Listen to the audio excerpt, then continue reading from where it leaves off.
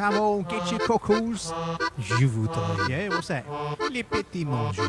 Breakfast, is it? Deux billets. 2 tickets, s'il vous plaît. Anytime, governor. Come again.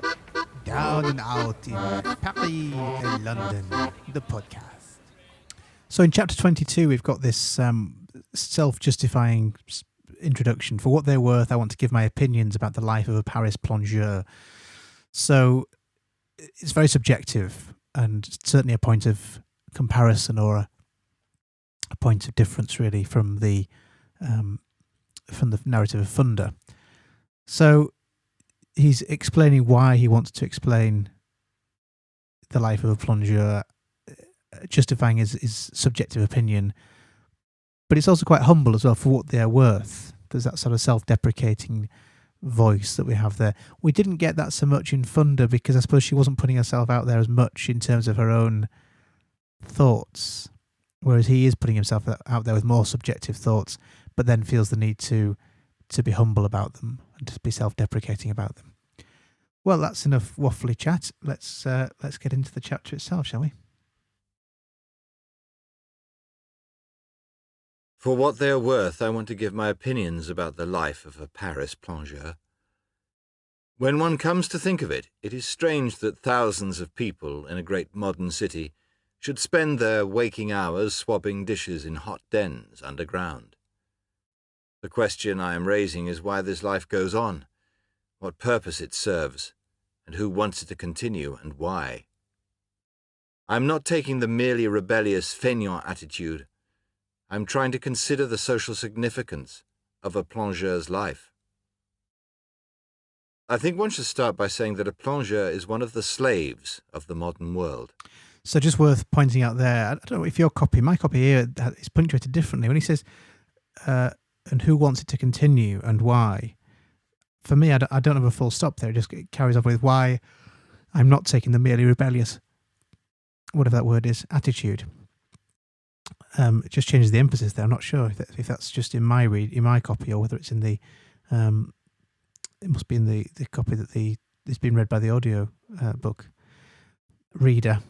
Anyway, it starts quite a long social commentary, and in which he existentially sort of comments on the humanitarian nature of work and lowly paid menial work. So we get this. I mean, the whole chapter really is sort of him expressing his socialist subjective opinions. So it's an interesting one for us.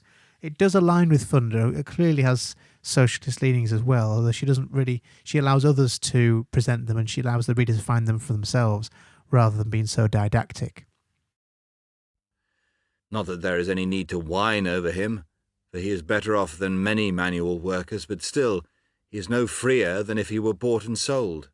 His work is servile and without art. He is paid just enough to keep him alive. His only holiday is the sack. He is cut off from marriage, or if he marries, his wife must work too. Except by a lucky chance, he has no escape from this life, save into prison. At this moment, there are men with university degrees scrubbing dishes in Paris for 10 or 15 hours a day. One cannot say that it is mere idleness on their part, for an idle man cannot be a plongeur. They have simply been trapped by a routine which makes thought impossible. If plongeurs thought at all, they would long ago have formed a union and gone on strike for better treatment. But they do not think, because they have no leisure for it. Their life has made slaves of them. That metaphor then, the slave metaphor, been extended across that whole section.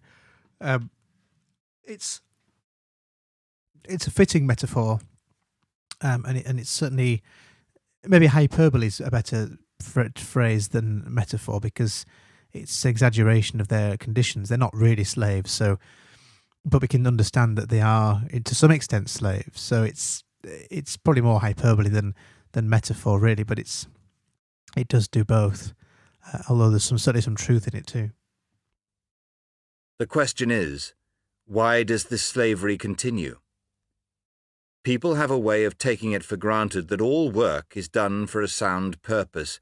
They see somebody else doing a disagreeable job, and think that they have solved things by saying that the job is necessary. Coal mining, for example, is hard work, but it is necessary. We must have coal.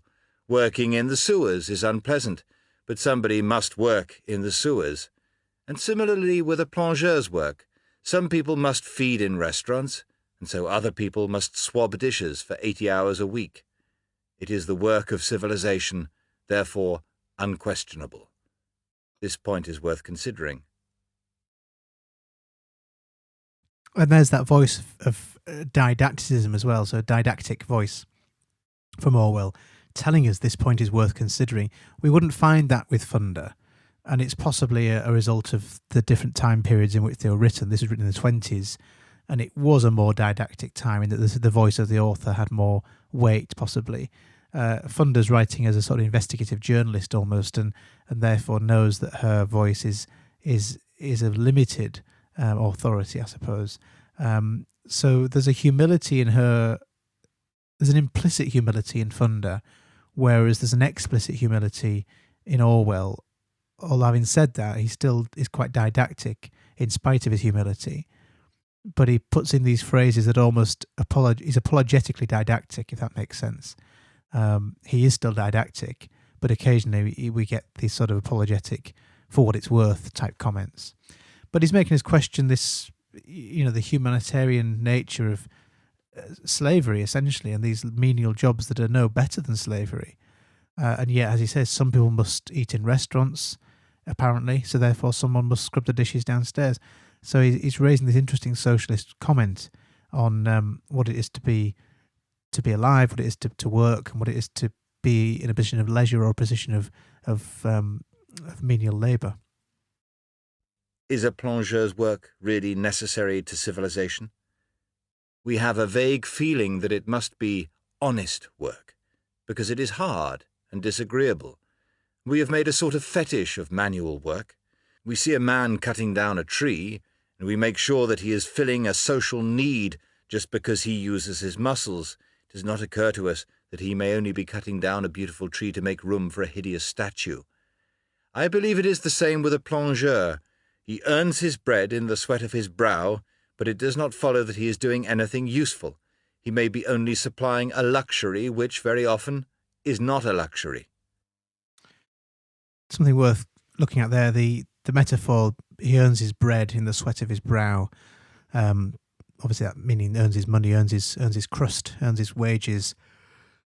But it's a fitting metaphor to use in the catering industry all the same. And then the sweat of his brow, we know that's a metaphor to mean the hard work, literally the sweat on his forehead. So again, more bodily fluids if you want to have that. And then you've got the litotes as well. If he may only be supplying a luxury, which very often is not a luxury. So it's sort of undermining itself by saying that these luxuries that society sells itself actually isn't a luxury. These expensive things that we're paying for, like a fancy meal in a restaurant, well, how fancy is it if people are sweating into it and wringing dishcloths into it and things? There's litotes there as well, which undermines the very nature of society, doesn't it? If we sort of judge ourselves and our merits on the type of restaurants and the type of commodities that we can afford, and yet if these commodities are actually unfounded and baseless and actually not worth anywhere near the money that people are paying for them, it raises a really interesting socialist question. This gets even more profound as we get through this chapter, but it's an interesting section. As an example of what I mean by luxuries which are not luxuries, take an extreme case, such as one hardly sees in Europe. Take an Indian rickshaw puller or a Gary pony. In any Far Eastern town there are rickshaw pullers by the 100, black wretches weighing 8 stone, clad in loincloths. Some of them are diseased, some of them are 50 years old. For miles on end they trot in the sun or rain, head down, dragging at the shafts, with the sweat dripping from their grey moustaches. When they go too slowly, the passenger calls them bainchut. They earn 30 or 40 rupees a month and cough their lungs out after a few years. Metaphor? Hyperbole? Hopefully hyperbole. They cough their lungs out after a few years, but again, there's probably some truth in it. But it's a lurid vivid description of the hard physical conditions that some people have to work in. The Gary ponies are gaunt, vicious things that have been sold cheap as having a few years' work left in them. Their master looks on the whip as a substitute for food. Their work expresses itself in a sort of equation. Whip plus food equals energy. Generally, it is about 60% whip and 40% food. Sometimes their necks are encircled by one vast saw, so that they drag all day on raw flesh. It is still possible to make them work, however. It is just a question of thrashing them so hard that the pain behind outweighs the pain in front. Now, here he's clearly talking about the horse being whipped, but he's making the comparison between humanity and the way it treats itself. And there's a parallelism there, isn't there, between the pain behind outweighs the pain in front. And it's just sort of highlighting, I suppose, by using the animal comparison, how barbaric it is, and presenting that to us in a different way. So it is didactic, but it is also very socialist. After a few years, even the whip loses its virtue, and the pony goes to the knacker. These are instances of unnecessary work, for there is no real need for garries and rickshaws. They only exist because Orientals consider it vulgar to walk. They are luxuries, and, as anyone who has ridden in them knows, very poor luxuries. They afford a small amount of convenience which cannot possibly balance the suffering of the men and animals. Similarly, with the plongeur. He is a king compared with a rickshaw puller or a Gary pony, but his case is analogous. He is the slave of a hotel or a restaurant, and his slavery is more or less useless.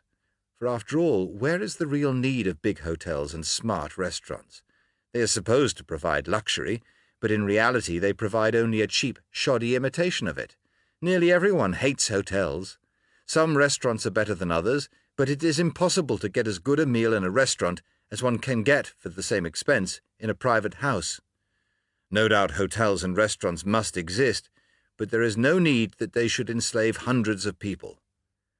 What makes the work in them is not the essentials. It is the shams that are supposed to represent luxury.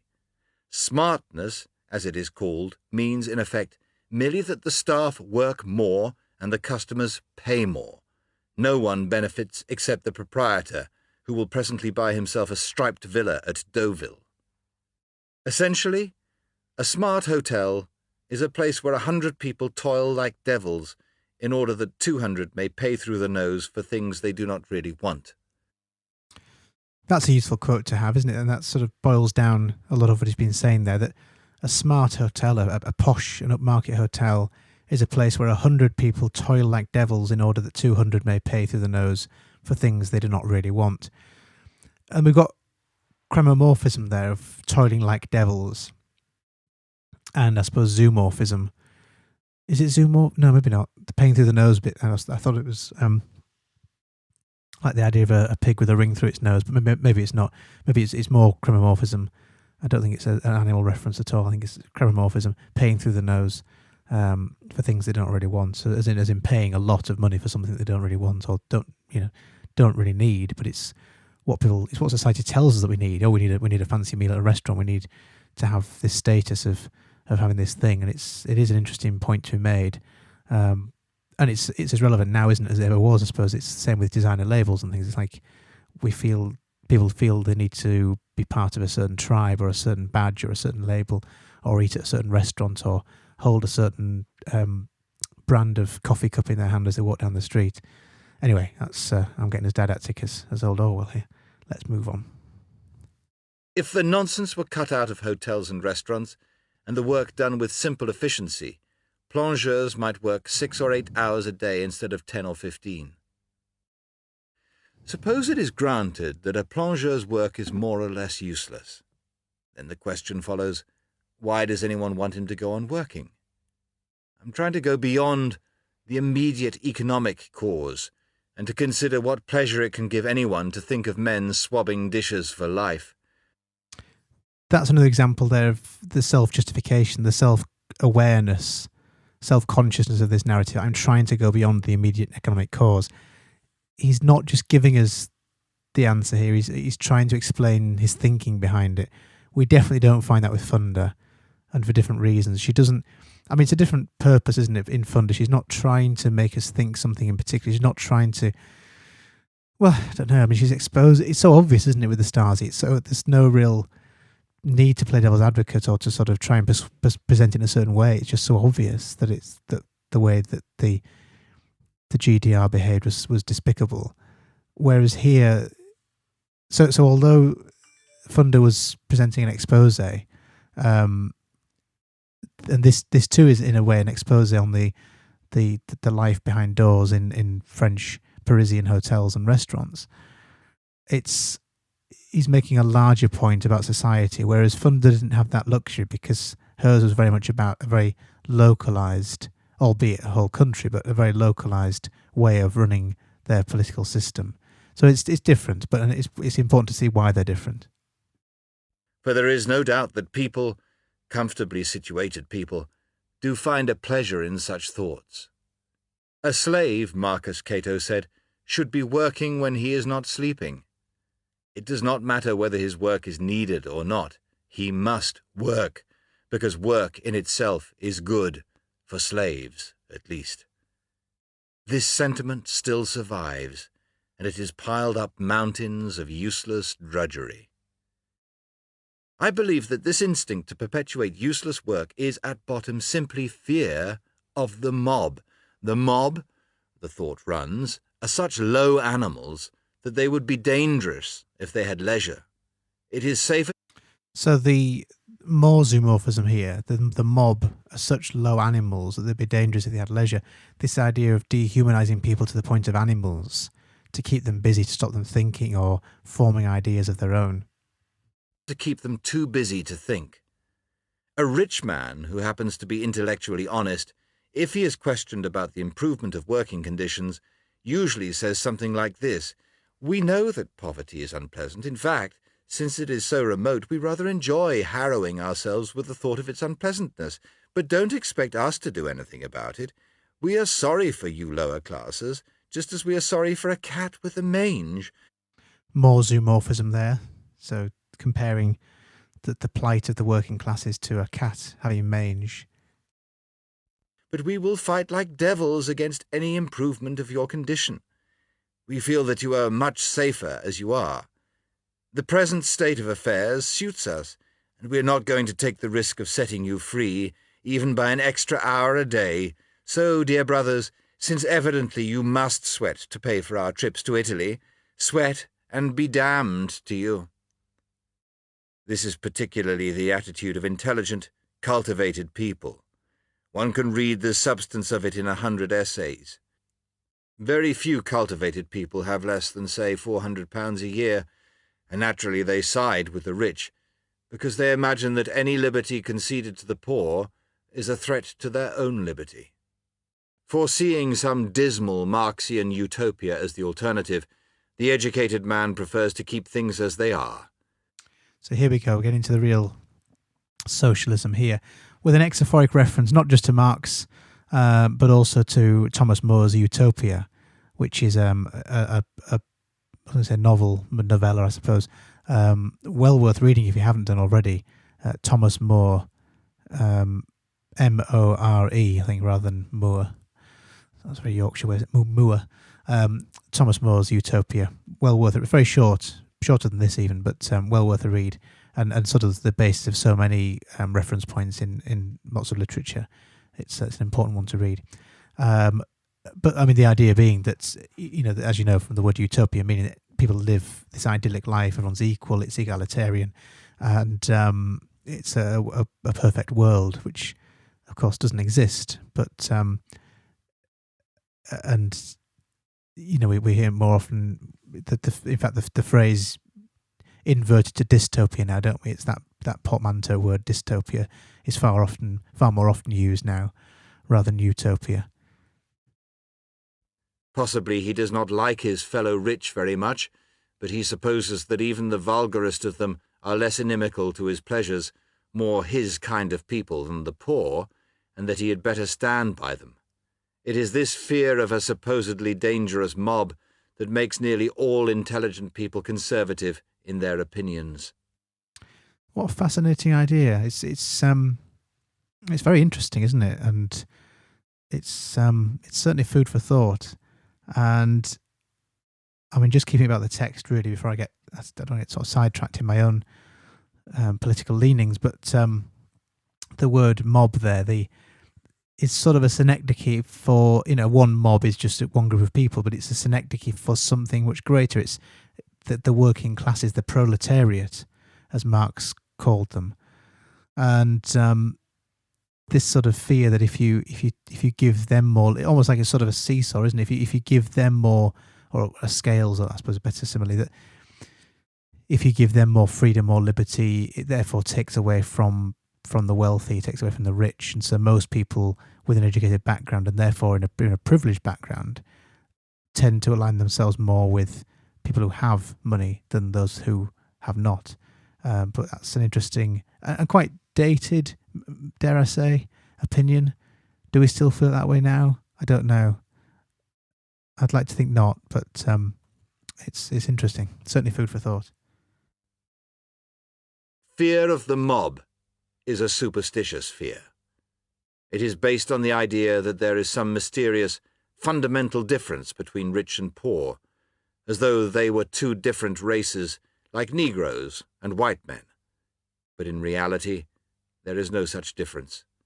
The mass of the rich and the poor are differentiated by their incomes and nothing else, and the average millionaire is only the average dishwasher dressed in a new suit.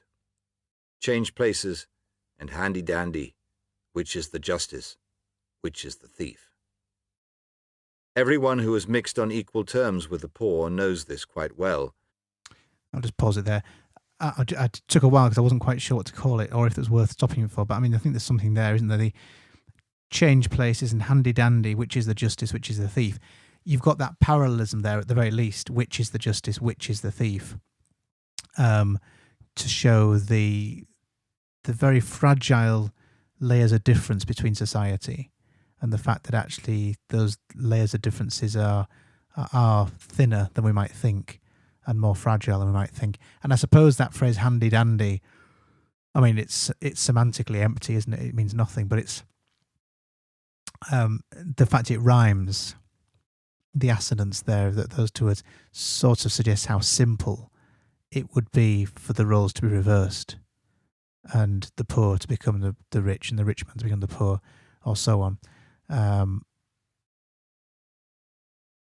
millionaire. Yeah. So it's, I mean, that's all we can say. Whether it's worth pulling out to have for later on, I don't know. Depends what you want to do with it. But it is an interesting little bit of a literary technique there to sort of show the easiness, the ease with which the roles could switch.